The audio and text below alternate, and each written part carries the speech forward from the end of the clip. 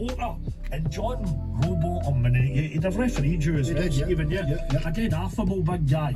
And I couldn't believe what John was telling me. He says a thing happening, and the reporter says, John, by the way, a few of the guys in the press, we've looked at that instant again, are you sure it was a penalty?